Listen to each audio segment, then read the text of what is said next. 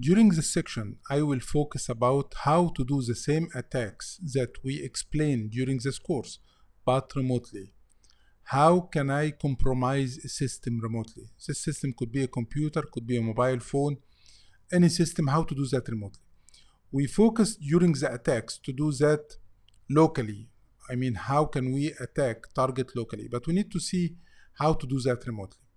Now, to be able to do that, we're going to follow the same steps of the previous attack, except we need to change or to have two different chances.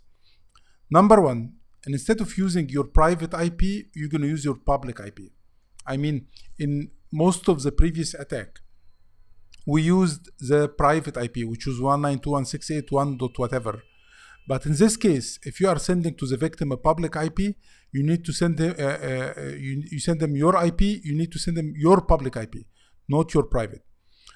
And to be able to know what public IP you are using, simply just type whatismyip.com, and I believe I already explained that before.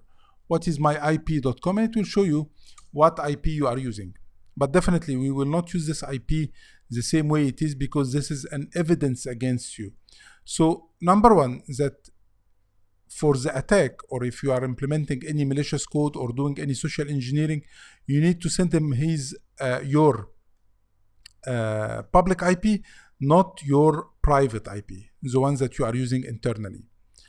But this is not actually the main issue that I need to explain in this lecture. The main issue that I need to explain in this issue is that you need to configure port forwarding.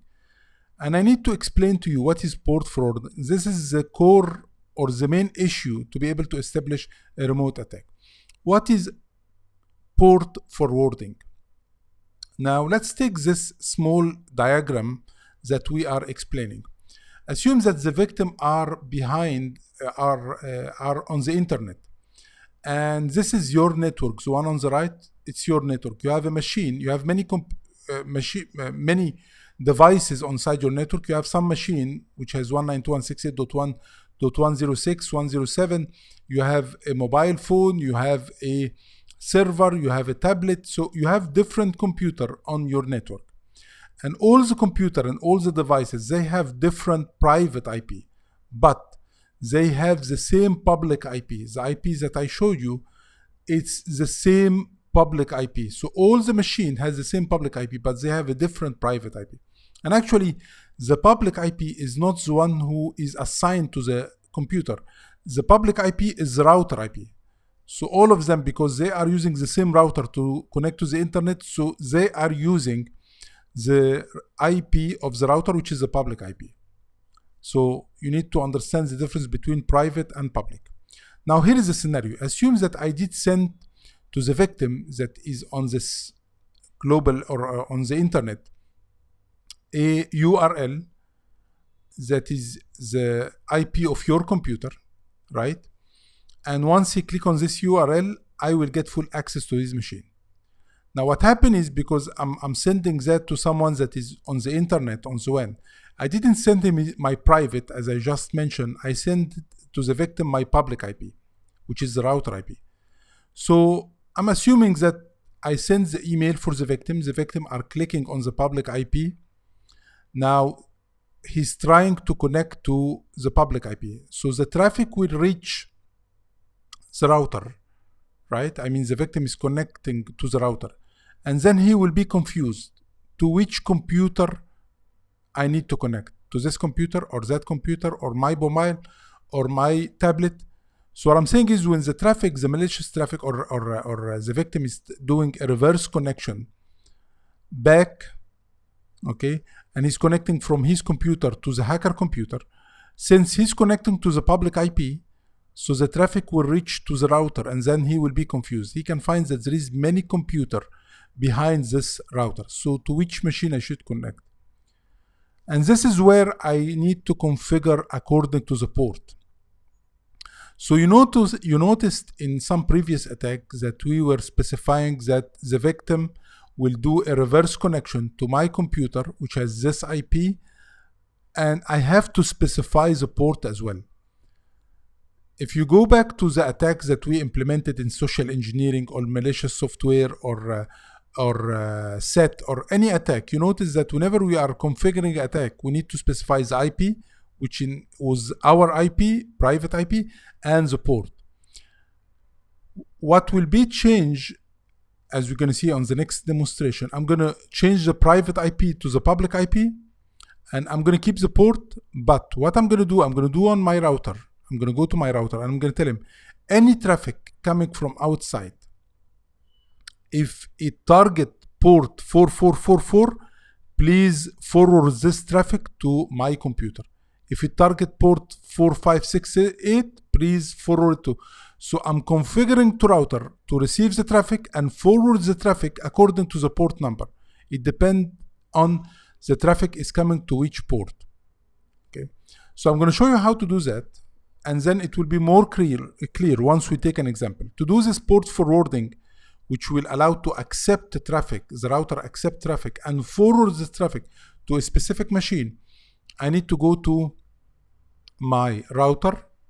So you can go to your router by typing the router IP. If you are not aware of the router IP, you just need, check. It's usually written on the bottom of the router, but most of the cases it's 192.168.1.1 or .0.1. This is most of the router has this default IP to allow you to configure the router. And I will go here, enter to my router, and we're going to go to the advanced setting. The interface will be changed, will be different depending on what router you are using, but you're going to look for the same options that you are doing. So in my case, I will look for port forwarding. This is the main thing that you need to learn to be able to do a remote attack. And don't worry if things seem to be a little bit complicated, it's quite easy. Once we take a demonstration, it will be quite easy. And here I can say, I have to specify the IP and the port. So since I will accept the traffic on my Linux machine, let me see the IP of my Linux machine.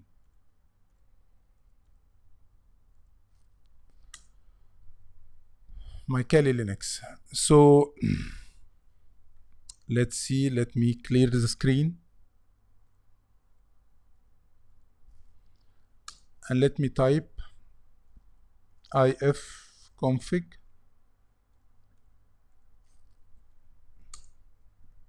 And as you can see, the IP is 192.168.1.107. So going back here, I will type regarding the IP, which is my Kali Linux, or it could be the GNAC or Backtrack, any computer 192.168.1.107. Okay.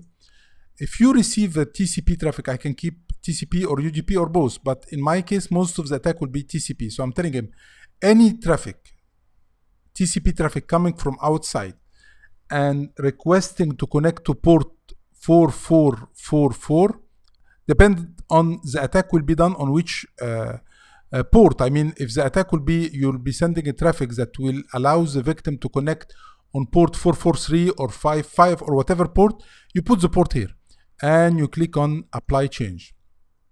And it should show down here. Now, what exactly this line means? This means that any traffic coming from outside from the internet to the router, if the traffic is showing that is coming or targeting port 4444, please forward this traffic to this IP, which is my Kali Linux IP. And on my Kali Linux, I will establish a listener and he will accept that.